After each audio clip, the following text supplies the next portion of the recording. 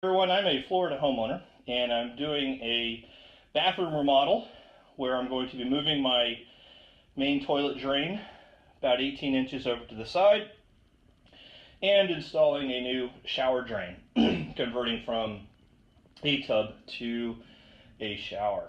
I haven't seen a lot of these type videos for the horizontal cast iron drains. Mostly I've seen them up north where they're vertical and you're going to be tapping into a vertical stack. So I'm going to do a short video on how I try to tackle this. So as you can see, this is the inside. I've already cut through the slab. It's actually a lot of a much more shallow slab than I had anticipated, only about 2.5 inches thick. And I dug down to the main house drain.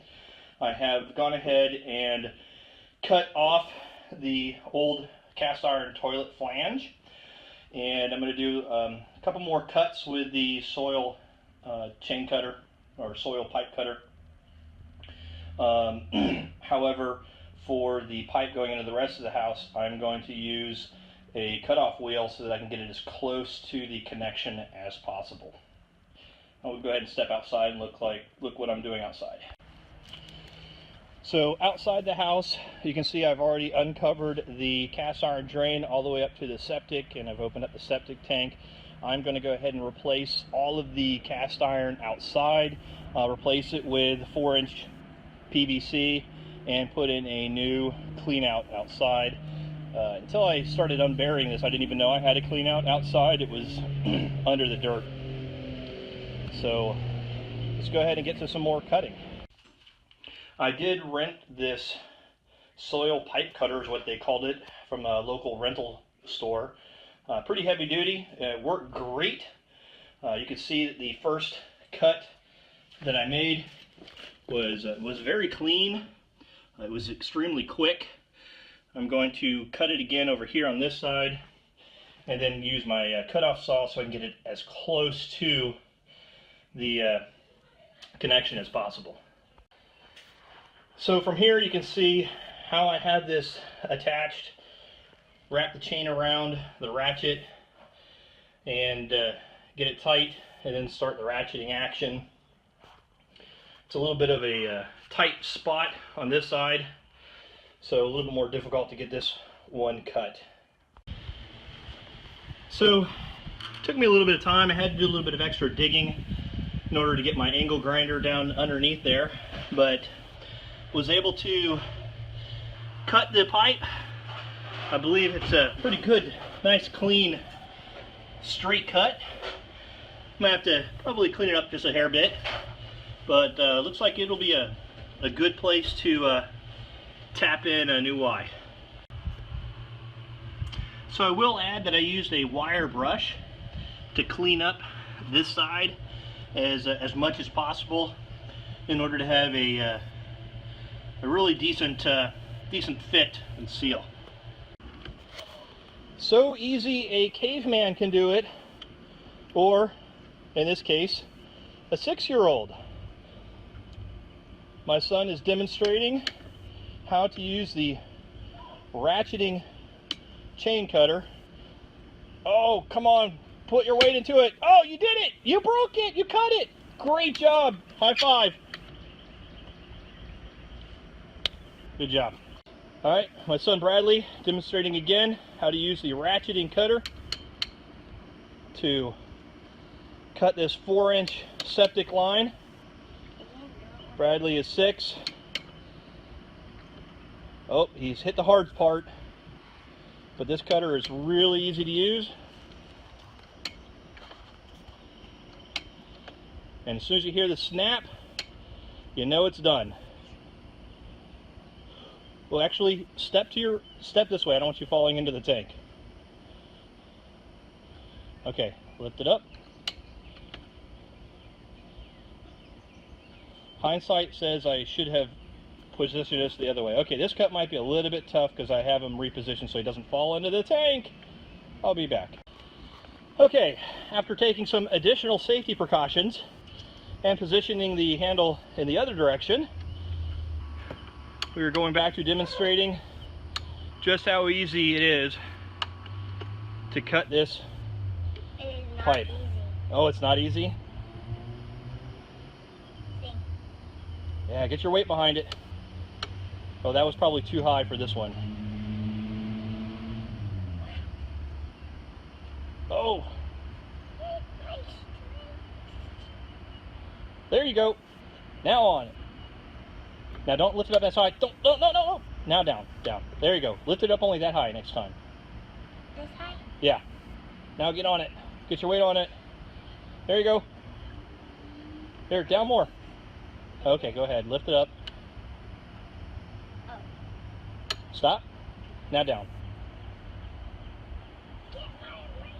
All the way down to the pipe. All the way down. There you go. Now back up. Stop. There you go. Down. There! It broke again! You did it all by yourself. No help needed. Here, another high five. Another high five. Alright. So, this right here is a perfect example of the why I wanted to use my angle grinder inside and not the snap cutter, because it completely crushed the pipe out here. Now, not as important out here. All this is going to get replaced anyway. But I wanted to keep a nice clean cut and wanted to make sure that inside it didn't have any crush or run any new cracks down the pipe. So outside okay, inside not okay. So not only did it crush the pipe, but it didn't cut it or snap it. So I'm gonna have to dry again a little bit farther up and hope that I can get it to actually cut the pipe this time instead of just crushing it.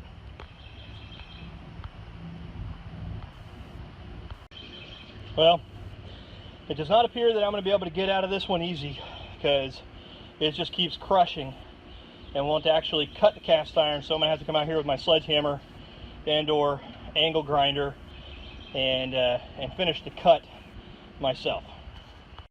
All right, so I got the old cast iron pipe out all the way out to the septic. Now time to work on getting the new pipe in. So I'm in the process of dry fitting everything. I have the 4-inch Y on here. So I'm in the process of dry fitting everything now. I will dry fit it before I glue everything together. I am using PVC primer and glue, except for obviously for the Fernco ground approved fitting here. I'm going to have to get out my level as well, make sure I'm doing the appropriate 1/4 inch per foot drops. I'm going to run essentially the same line out to the septic tank, so that should be pretty much already set.